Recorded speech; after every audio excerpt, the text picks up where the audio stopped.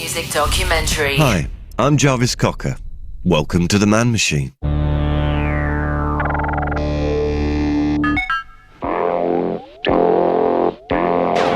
Sick about the Anglo-Americano music. You know, it was just not enough anymore for us. We had things to say in our own language.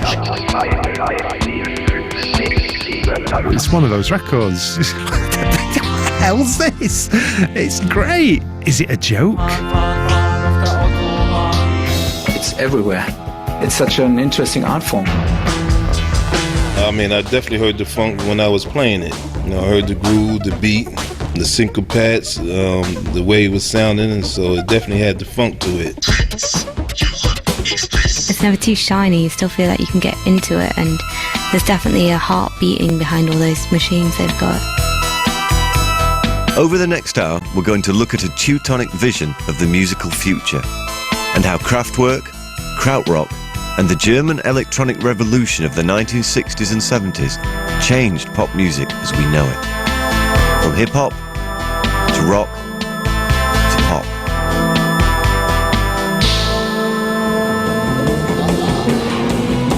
While Britain may have been in the middle of the swinging 60s and America was experiencing the hippie movement, the German musical youth of the late 1960s was expressing itself in a completely different way.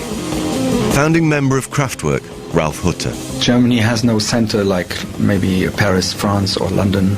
Germany is different republics put together, so there's cultural centers in Berlin, in our Düsseldorf, Rhine-Ruhr area, Cologne, in the Frankfurt area, Munich, and so there was a live culture in all these centers. Michael Rutter is Krautrock royalty. He played guitar in 3 of the most important German electronic groups, Harmonia, Neu, and Kraftwerk.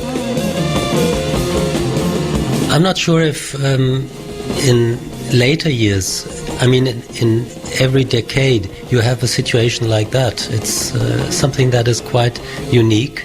Of course, the great catastrophe of World War II and the society in Germany being completely shaken and also, of course, guilt-ridden. The young generation wanting to change that. It led to this desire of wanting to create my own identity in a music that was different, that was unique, and was my own.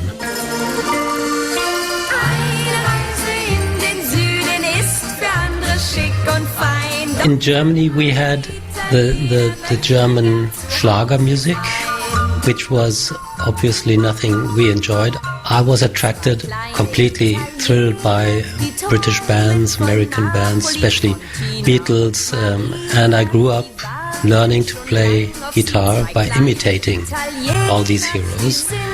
But it was, of course, not my music, and so I had to start from scratch.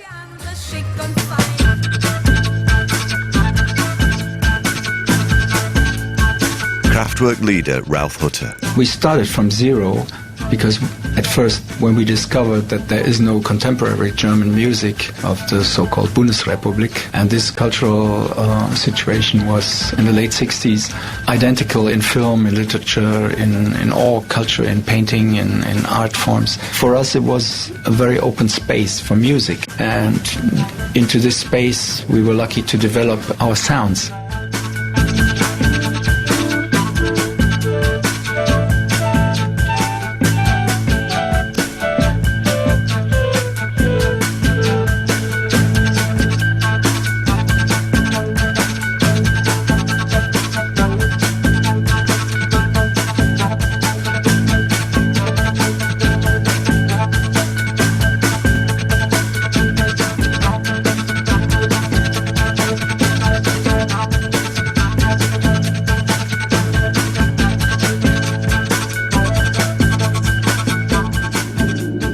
Young Frenchman Jean-Hervé Perron, based in Germany, was also in the process of forming a group that would become Faust.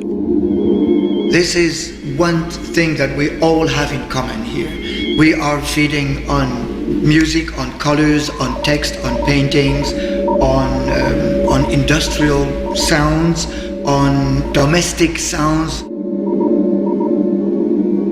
all sick about the Anglo-Americano music. It was just not enough anymore for us. We had things to say in our own language, with our own harmonies.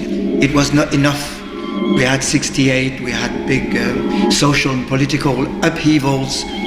There was lots of revolution coming from France, and on a political level, also social, sexual, all this. And then that swept over everywhere. And in Germany, I think it was music that reacted the most.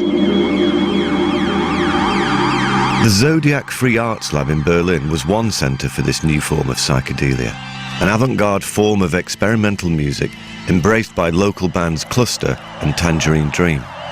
But there were similar experiments going on in Cologne with Can, with Amondul in Munich, and an early version of Kraftwerk called The Organisation in Dusseldorf, and Faust, who were based in a rural North German town near Hamburg, Jean Hervé Perron. We were very, very, very involved, very busy. I say we, talking about all the musicians in Germany as generally. Maybe Faust was one of the most extreme.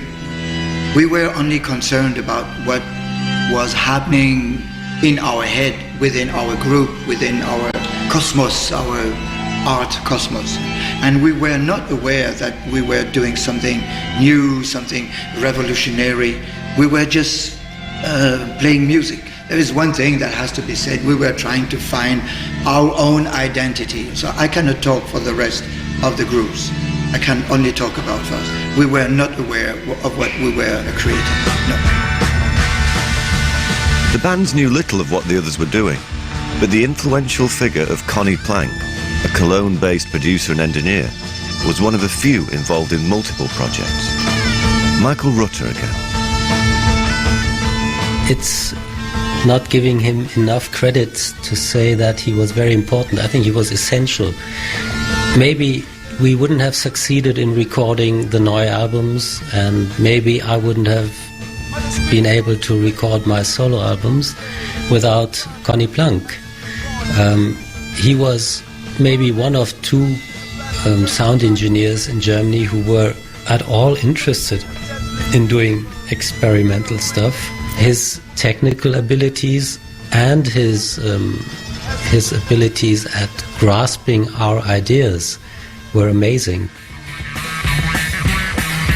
Still, 20 years after the Second World War finished, Germany was slowly adapting to a new era with new leaders. A disillusioned Michael Rutter skipped national service and took work in a psychiatric hospital, and it was here that his musical path began. There was another guy working with me in the same hospital who also a guitar player, who asked me, would you like to join me, because I'm going to a recording session with a band here in Düsseldorf. The name is Kraftwerk, and I said, I don't know, I've never heard of them, sounds funny. But then I joined him, and I ended up jamming with Ralf Hütter. We just jammed, we never talked, we didn't talk about the music we wanted to do. From that moment on, it just developed quite automatically, because Florian Schneider was listening, and so that was the beginning of everything. The music was often improvised in the studio, and live shows took an unorthodox path, embracing synthesizers, brass and string instruments, blending ambient melody and industrial noise, leading to some wild early shows. Jean Hervé Perron. When the concert starts, there is obviously people on stage and people off stage, but after a short while, I mean, talking about the first maybe 5, 6, 10 rows, there is an absolute communion. So it's just a big band, a big group of some playing instrument and the other sending vibes, reacting, and the group transforming this vibe. All across Germany, it seemed there were avant-garde, angular groups of experimental musicians. But this new, often raucous sound was not complete, and mastering it would be a long process. Ralf Hütter. First starting with my partner Florian in 68, and then until 74 Autobahn, where I think is the first kind of symphony that combines all these elements. We made some records before that, but finding different elements for the compositions of our music. Michael Rutter. My impression now is that the raw, brutal music we did live just couldn't be transferred into the situation of a recording studio, where you have this sterile atmosphere, no echo, no feedback from an audience. And my memory of some of the concerts we did as Kraftwerk were amazing. I mean, there was so much excitement, a very young audience also. There were very many 14, 16, 18-year-old people in the concerts.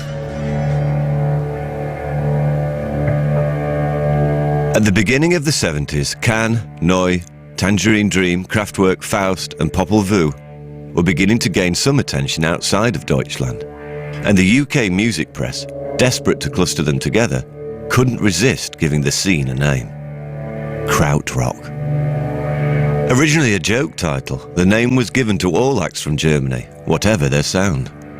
I think there are so many differences between Armandül or Faust and even Can and Kraftwerk and Cluster and Harmonia and my own music. The closer you get, that's always the case in every field of art. You know, if you know more about a subject, the closer you get, the more differences you recognize. And I can understand if you look at the whole music happening in the world from a long distance, then Can music and Kraftwerk and Neu music are very close together. But that's just the question of how close you get to the subject. So just what does a krautrocker make of the name? I love it. Well, it's a technical term, I think, these days. Of course, it's a stupid expression. It's silly, and it was derogative in the beginning, I guess, more or less. But I noticed that the term is around all over the world, and people use it to put music from Germany into one box. And I don't know, you can call it krautrock, you can call it, I don't know, cheesecake. For Faust, it was an especially ridiculous term, given that the band had a Frenchman and an Austrian in the lineup, Jean-Hervé Perron. We just have accepted that game. We are playing that game that we play in a group called Faust. So it's separate, two separate things. Faust, yes, is German. We cannot get rid of this. Faust is German, although there is not one single German person here in the room, not one. It wasn't just the electronic music of Kraftwerk that was influencing the British pop scene. The experimentation of krautrock was an equal inspiration to bands like Depeche Mode, who blended simple synth melodies with industrial sounds. Joy Division and New Order drummer Stephen Morris fell for the music in the early days. They were just different. It was in that most of them, in fact, 80% of them, it was all, and even the early Kraftwerk organisation thing was kind of a bit hippie, electronic, a bit trancey, spacey, floaty.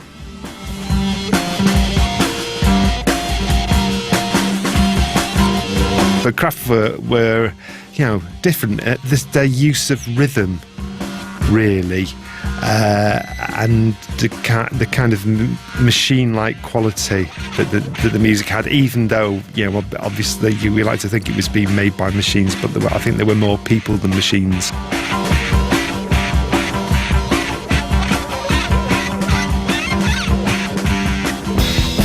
Before forming krautrock gods Neu, Michael Rutter was the guitarist in an early version of Kraftwerk.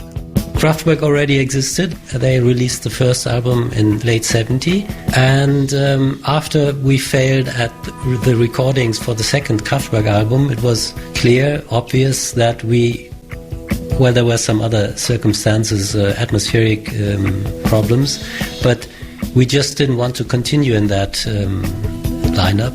And so Klaus Dinger and I decided to work on our own, and we started in autumn 1971 and recorded the first Neu album with Conny Plank.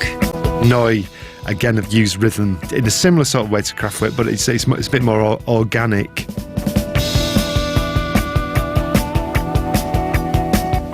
By the early 70s, Kraftwerk and the other krautrock groups were gaining a bit of attention in the UK, particularly from DJ John Peel, who began championing the likes of Can and Faust and inviting them over for BBC Radio 1 sessions. And some of the world's biggest rock stars started to take notice.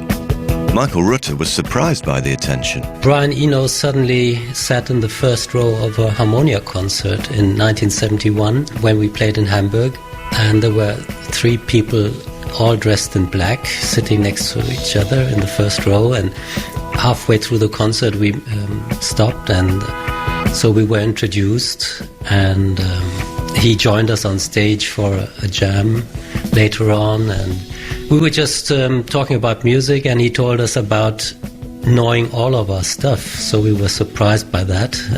He knew very well what we did, so he told us that he had been exchanging albums with David Bowie, discussing our music, our ideas, and I guess that was one of the reasons why he wanted to come and visit us and record with us. But it was an exchange of ideas, it wasn't just one way. And looking for a change of sound and vision after the death of the glam Ziggy Stardust, David Bowie moved to Berlin. So I ended up in Berlin.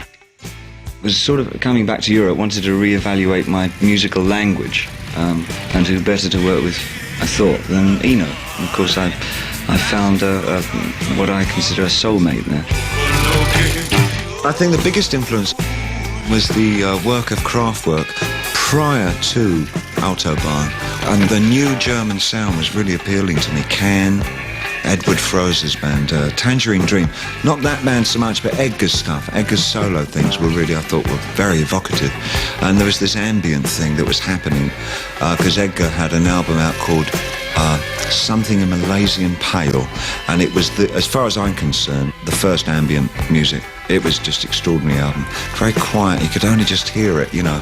And I tried to apply some of the randomness on, again, because I associated with it immediately because of my interest in random sound and what you could do with just random sound.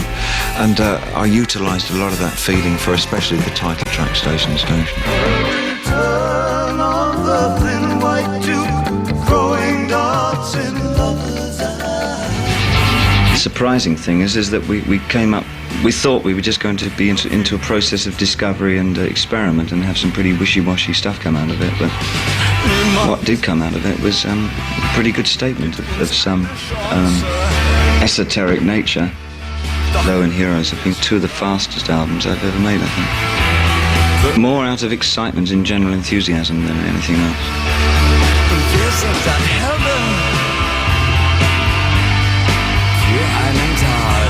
Kraftwerk fan and dance music producer Alex Patterson. For myself and for a lot of people around me that do music, we all have a love of German music, and it all kind of stems really from the love of the Low album and the Heroes album, and discovering things off that. I mean, all you have to do is listen to things like Harmonia or early Kraftwerk or even Neu to that point, and you'll hear the influences on the Low album.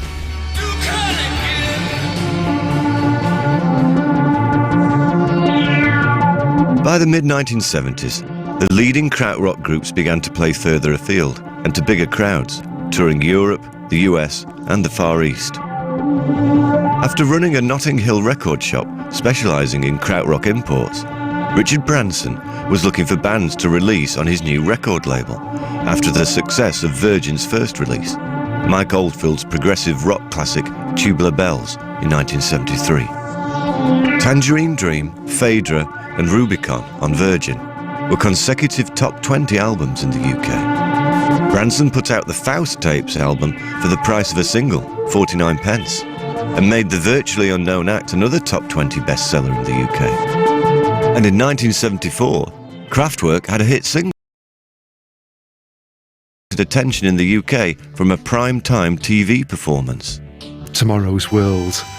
You know, she say, where were you when you first saw? Yeah, I saw Tomorrow's World at my mum's, and it was fantastic. And the guy who was playing, you could get a tie with a keyboard on. Brilliant.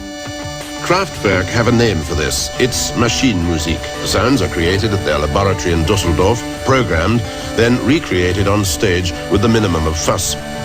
This is Autobahn, based, say the group, on the rhythm of trucks, cars and passing bridges heard while driving through Germany.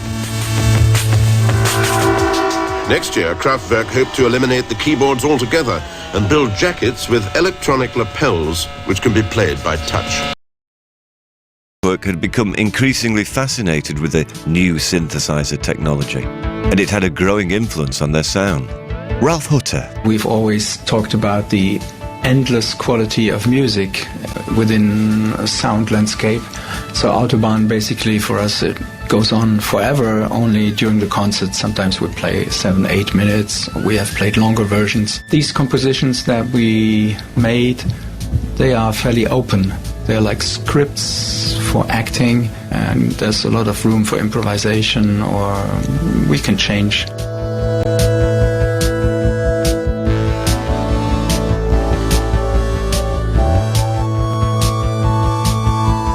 From 20 with pocket calculators, or anything that comes to our mind, with bicycles and cars droning along, radio activity, the sound waves of the radio, anything.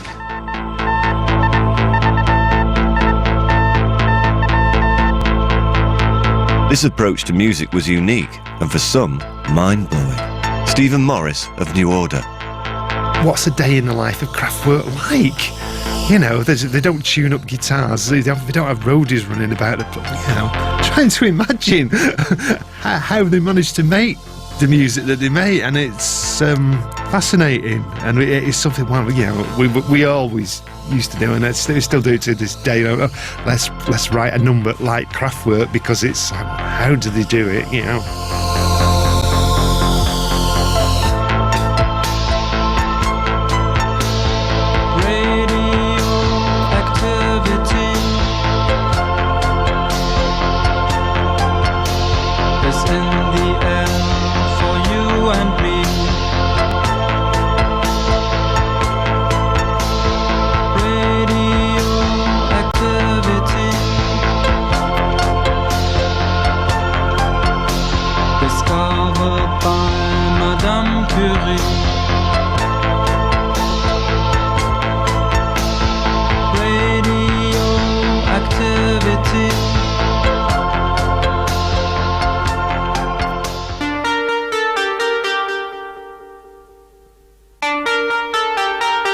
But after just a few years in the mid-70s, it was evident that most of the krautrock bands would do little more than keep carving their niche, albeit using the odd cement mixer or pneumatic drill as alternatives to guitars and drums.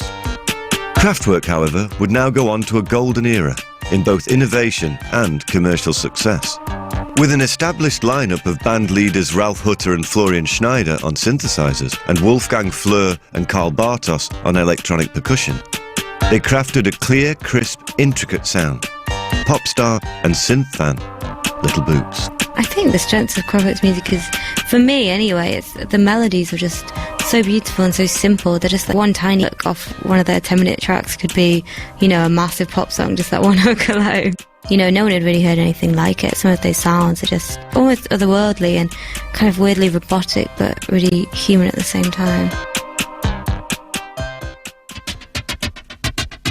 From the Autobahn to the train tracks, 1977's Trans-Europe Express was the first of 3 consecutive electronic pop masterpieces.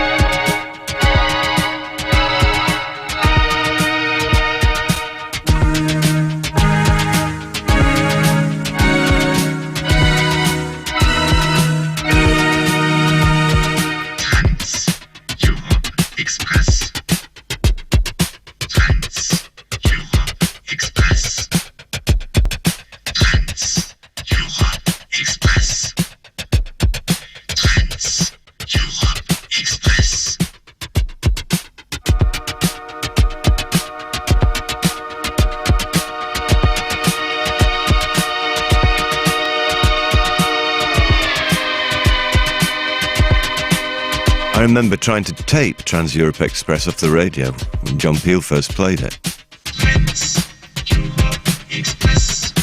Unfortunately, the song is so long, my C60 tape ran out before the end.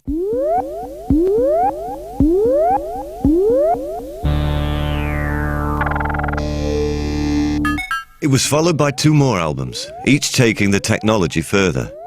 First The Man Machine, and then Computer World. Stephen Morris. Everything about Kraftwerk is kind of like, it's like designed. There's like nothing that's kind of left to chance, really. It's all, the whole thing is really well thought out. And if you think about the records, every one of them was essentially some sort of concept album, and it is kind of that about you, that mystifies you when you first hear them.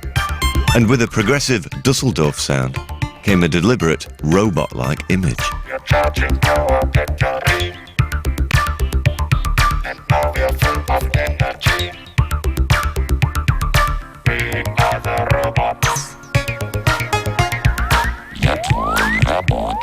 One of the covers I've got on my mantelpiece is, I think it's for the model, and they're all looking really saintly, and so I think they're painted. I don't think it's a photograph, but it almost looks like an airbrush photograph, and there's this kind of godly light coming from them all, but they don't quite look human, which is again this really fascinating kind of mixture of man and machine in there that they've always been so obsessed with, and that I think kind of comes out in everything they touch on, really.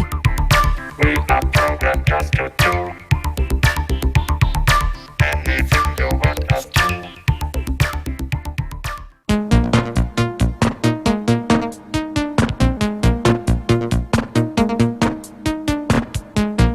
Now, I remember Computer World coming out, and maybe the song that had the biggest effect on me was Pocket Calculator, as I was still at school and using a pocket calculator, but my pocket calculator unfortunately didn't make the noises that Kraftwerk's did. I'm the operator with my pocket calculator. I'm the operator with my pocket calculator. This is Jarvis Cocker with The Man Machine. You can find more details about our music documentaries at 6 Music Online. 6 Music Documentary. This is BBC. 6 Music. More bloodshed as troops try to put down Libyan rebellion. Call for Chancellor to rethink council pension changes, and invites to royal wedding out. 6 Music. BBC News at 12:30. I'm Harvey Cook. As the Libyan leader Colonel Gaddafi faces the most serious challenge to his 4 decades of power, security forces have used heavy weapons and machine guns against protesters in the city of Benghazi. The group Human Rights Watch is putting the death toll at 173. The Foreign Secretary William Hague has condemned the latest actions by Libyan troops. What Colonel Gaddafi should be doing is respecting basic human rights, and there is no sign of that in the dreadful response, the horrifying response of the Libyan authorities to these protests. Anti-government protesters in Bahrain have returned in large numbers to Pearl Square in the centre of the capital after troops were ordered to withdraw. Opposition leaders are said to be considering talks with the government over reforms. Next on 6 Music, there's a call for the Chancellor to rethink his policy on making council workers pay more towards their pensions. The Conservative chair of the local government association, Lady Eaton, is warning that increasing employee contributions could result in many staff opting out. His views echoed by Brian Strutton from the GMB union. We asked our members how they would react if their pension contributions jumped up by 3%, and between 30 and 40% of them said they just couldn't afford to pay that, and so they would opt out. And the loss of that number of people contributing into that pension scheme would put the whole scheme at risk. Cumbria police say a 92-year-old man killed his 89-year-old wife before taking his own life. The couple's bodies were discovered on Friday evening at their house in Kendal. St James's Palace says around 1,900 guests will be at the wedding of Prince William and Kate Middleton in April. More than half the invitations have gone to family and friends. In sport, West Brom are hosting Wolves in the early Premier League kick-off. It's still 0-0. There's FA Cup action later, including Leyton Orient versus Arsenal and Man City taking on Notts County. That's the BBC News. I'm back with more at 1:30. 6 Music Documentary. This is Jarvis Cocker with The Man Machine. The story of Kraftwerk, Krautrock, and the German electronic revolution.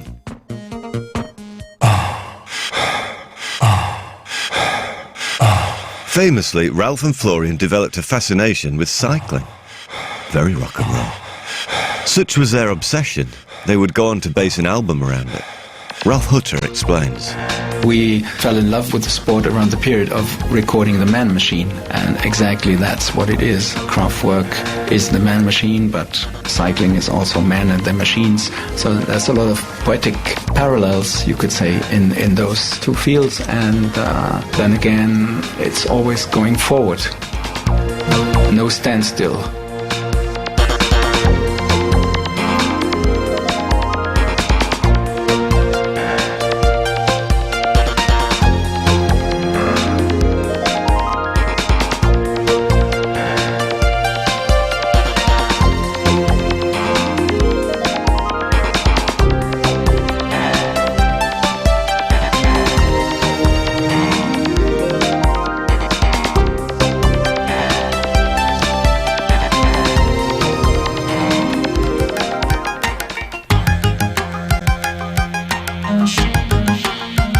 The fifth instrument in their sound was the vocal, often delivered through a vocoder by Ralph Hutter.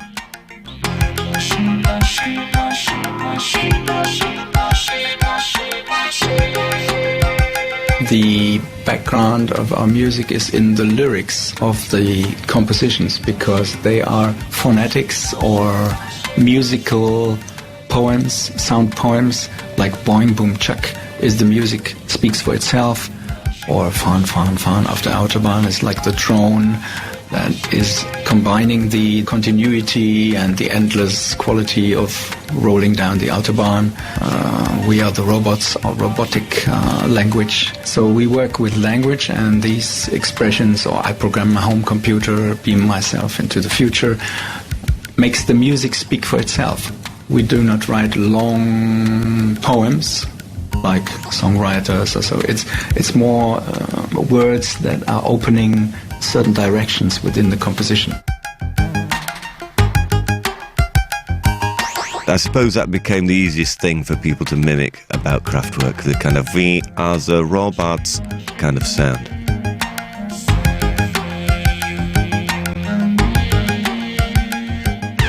For Little Boots, these simple German accented lyrics are part of the cool, mysterious sound. I think definitely the voices on Kraftwerk sound very cool. They definitely, it's got that. I think a lot of the associations I have with like Berlin now being this hip centre of electronic music and stuff can kind of date back to things like that, and hearing those kind of robotic German voices, but they also sound kind of sexy. And, you know, they just kind of sound, it just works. Everything just works, and it's so simple but so complicated at the same time, which is one of the hardest things to achieve and get right. Neon lights, shimmering neon lights, and at the fall of night, this city's made of light.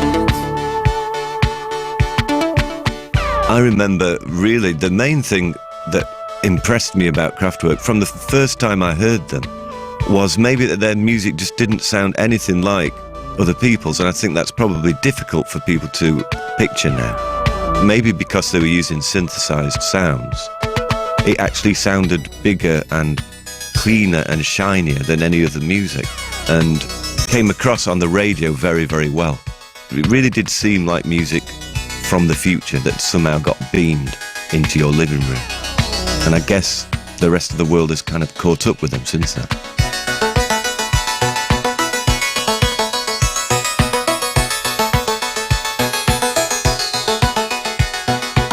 New Order's Stephen Morris. I mean, the thing about Kraftwerk is every time they bring out a new record, the first time you put it on, you think, oh, it's not as good as the last one. Yeah, oh no, they've lost it here. But then, like, you know, a few years later on, you put it on and it's fantastic. They've just got such incredibly high standards that, you know, you keep expecting them to pass it. And they don't, they just do something that's ever so slightly different.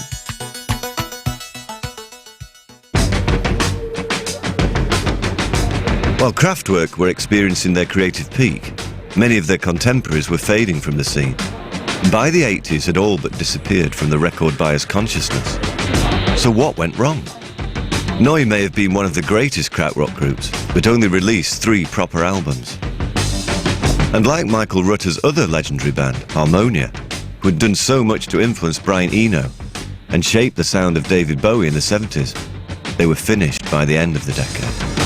From my perspective, the 80s were rather lost because in the early 80s, the record company that had released Neu and Harmonia stopped selling those because there was no demand. And we tried to record a new album and talked to several companies, and there was not enough interest. Jean-Hervé Perron. I think the times were different, or we were too fast, or we were too avant-garde. So apparently in the 70s, 80s, we did something that people were not ready for.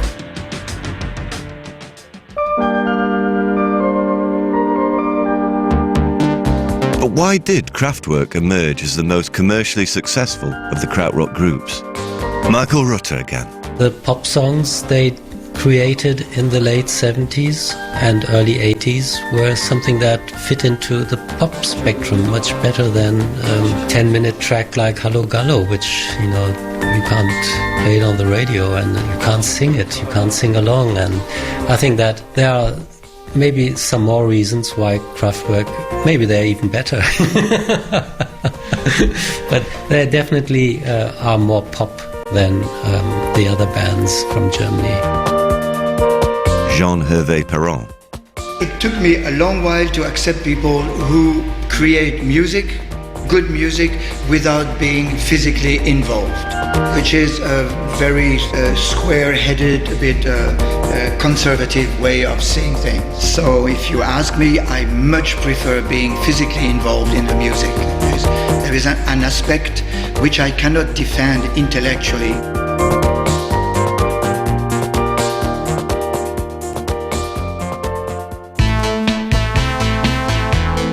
In 1982, a mere 7 years after their first chart breakthrough with Autobahn, Kraftwerk had their follow-up hit single. Originally recorded in 1978, Das Model was re-released in 1981 as the B-side to the single Computer World. British DJs fell in love with it, and the model, apparently against the wishes of the band, was released again and became a #1 song.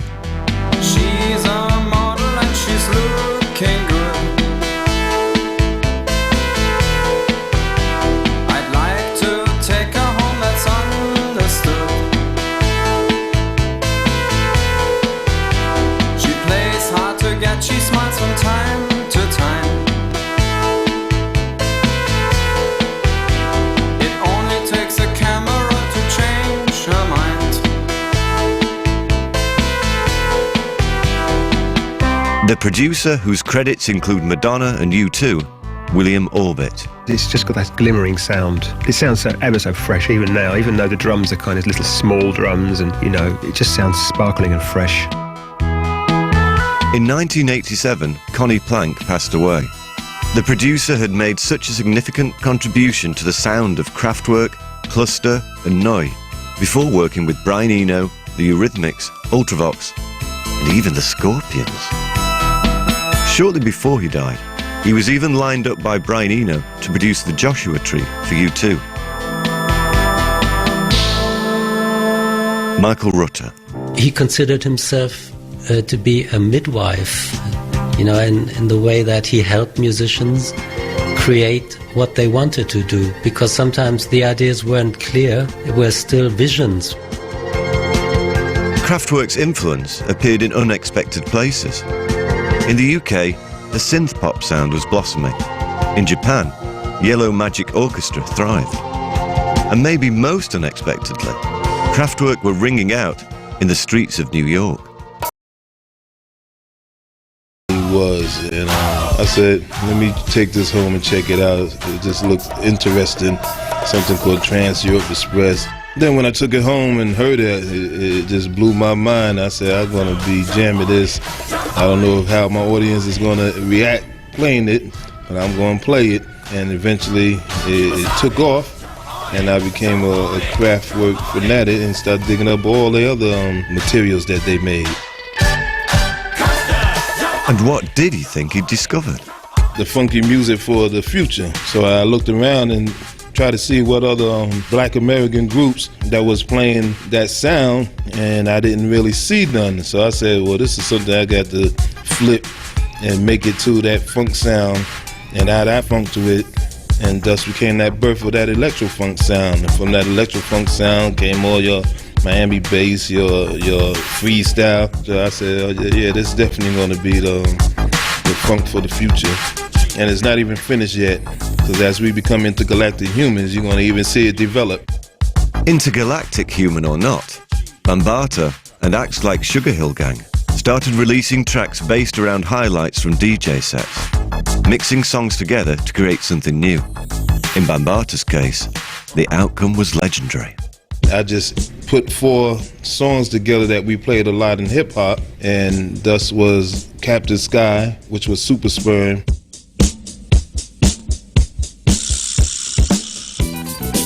The Mexican by Babe Ruth,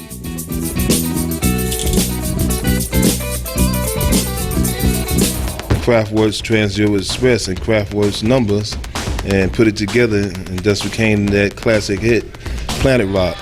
Just hit me. Just taste the funk and hit me. Just get on down and hit me. Bambaataa's getting so funky now, hit me. Yeah, just hit me.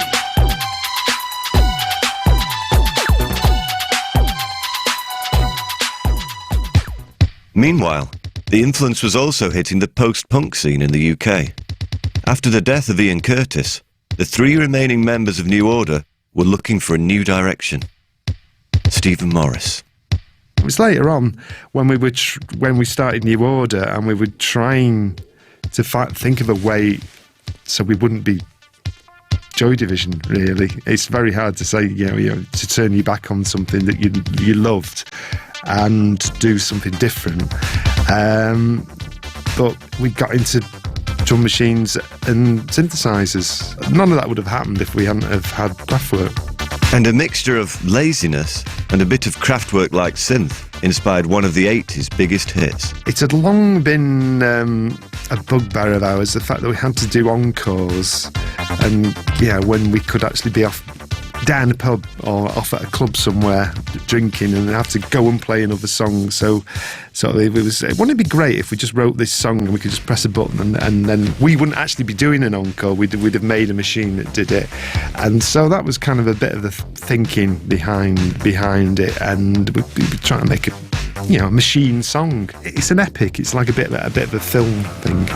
Probably Blue Monday would have been Blue Monday without something like Trans-Europe Express. That's got that same sort of cinematic quality about it. This little film unravels in your head while you're listening to it. Even Kraftwerk were impressed. It was when they were doing Tour de France. It may have been an entirely put-up job, I don't know, but this is how it happened to me, as I got a phone call from someone in Kraftwerk's management inquiring about how have they got we got the bass drum sound in Blue Monday, because Kraftwerk were very impressed with it. Maybe Kraftwerk should have got themselves a real-life drummer. By now, the Kraftwerk influence was everywhere. Gary Newman, who not only seemed to base his sound, but his entire image around the Dusseldorf band. Synth-pop bands such as Soft Cell and Erasure, Visage, Depeche Mode, the Eurythmics, and the Pet Shop Boys. Connie Plank produced the Eurythmics, and you could hear his influence as he took control of Ultravox for the second time and adapted his sound to their biggest hit.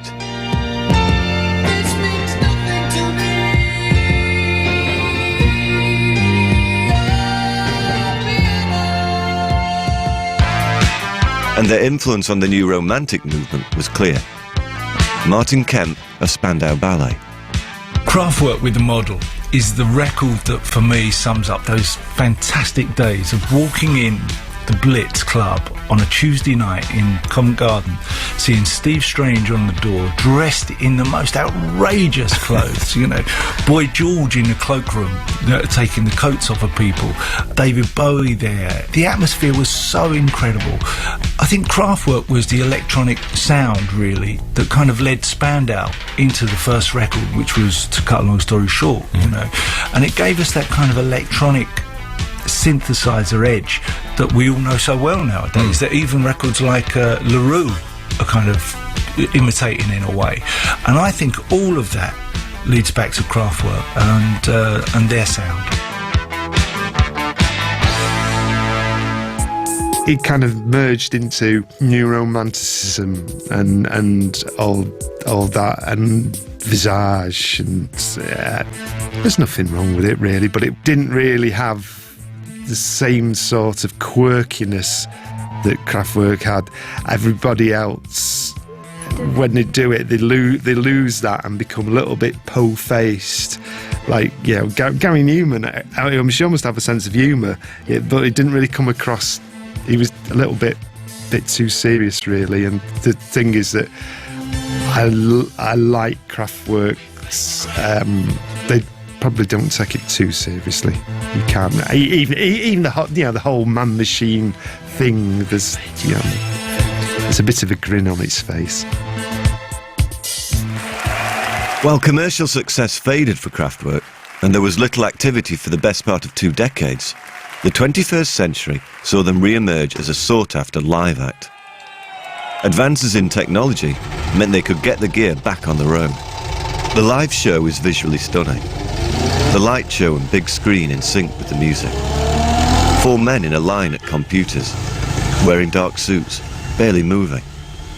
Screen behind them. On occasion, the living members of Kraftwerk replaced on stage by robots.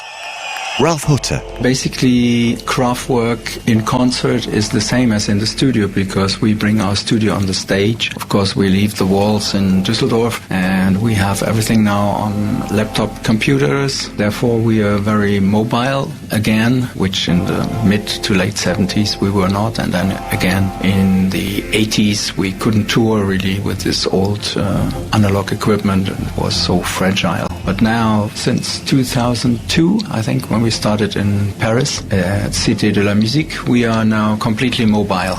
Madonna producer William Orbit. I've seen them play live, and they are honestly, they're fantastic live. It's a lot to do with unbelievably good melodies and arrangements, and the sounds. It's just so simple. I mean, it's just simple and just physical. And they stand there on stage and do nothing. You know, that's a real tribute to how good the music is, because they don't have to do any jumping around to make it work.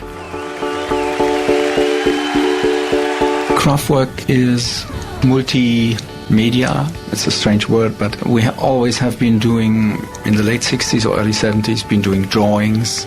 We have been doing little video clips. We have been doing slideshows during the concerts. And the music is like a film. Therefore, our live appearance is so important. Coming from the reality of working with knobs and faders and buttons and keyboards, there's no time for us to jump around, so we're not a dance group. And when we want to dance, then we go to clubs. So on stage there's a lot of concentration not to miss the next note. That's what it's all about.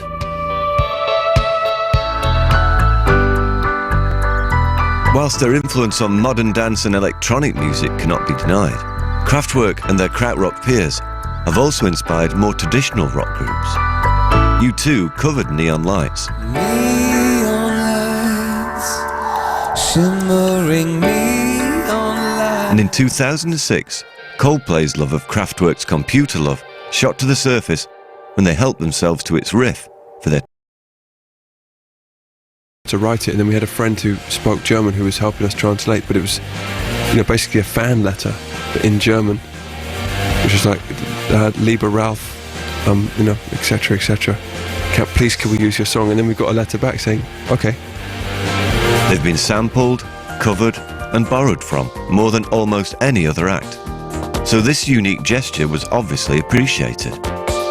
Ralph Hutter.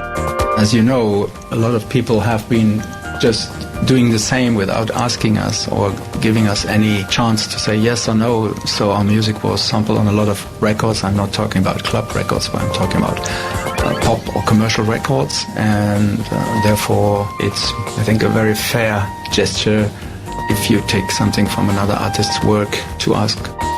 I think it's very good in some records. It's very interesting to see ideas growing into other fields. So why are these krautrock pioneers such an inspiration to my contemporaries today? Neu's Michael Rutter. Maybe it has to do with the broad public being aware of roots that are in the music of bands they love, which are around these days, younger bands, and who sometimes say that they have been influenced by these German crazy guys from the 70s. And I think that has become stronger. Many more bands have expressed their influence, their inspiration they've taken. And I think that's led to a broad audience being aware of us. Little Boots. I think really, especially with electronic music, people haven't pushed the boundaries, and people like Kraftwerk obviously were, and I think there is still a lot further for electronic music to go. And after the kind of golden age of synths, then I felt like in the last decade or two they've fallen out of favour again, and people aren't pushing electronic music as much as it could be. I'm not saying no one's pushing it, but you know, they really were pioneers, and I think it still sounds futuristic because there's maybe still a long way that we can go. And in 2003, krautrock lovers would have received a pleasant surprise if they went to see Quentin Tarantino's Kill Bill. Michael Rutter. I think that amazed quite a lot of people.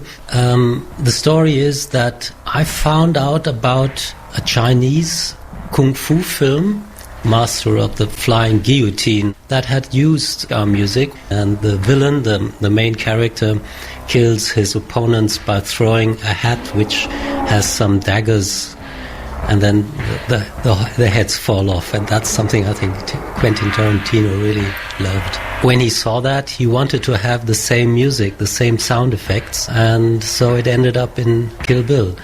And many people who didn't know Noi music were attracted by that film, of course, to us.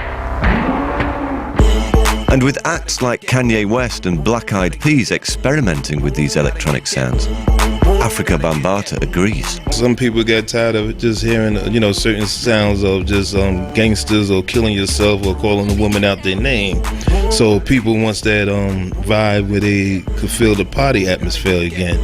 I still play them to death to this day. I don't let nobody forget about the true school of music that was out there. So I try to keep true school music alive for people could hear all these great sounds, because a lot of people are sampling or just jacking. A lot of these youth today think this is new sound, and so I let them know where it's coming from. Jean-Hervé Perron. The audience has caught up with us. The group of our generation was very concentrated. It's like a product, highly concentrated. So you can't drink it like this. You've got to put an awful lot of water. It took about 4 decades. So now it is okay to drink, to take a big gulp of it and have fun. Ralph Hutter. Electro is, like we said, around the world. When we tour, we go to clubs in Singapore or in South America. It's everywhere. It's such an interesting art form. It's taken a lot of possibilities for all cultural influences. From Mexico, it'll sound different than, say, in Russia. The Orb's Alex Patterson.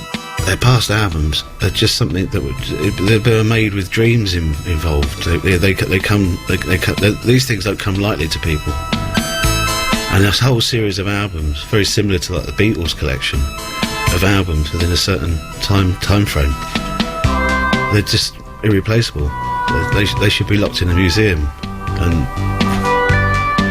they're national treasures. And they're not just national treasures; they're treasures of the world. From isolated pockets of Germany to a global sound, Kraftwerk now find themselves touring and headlining bigger events than they ever did in the 1970s. And the crowds are that fantastic mix from 16 to 60.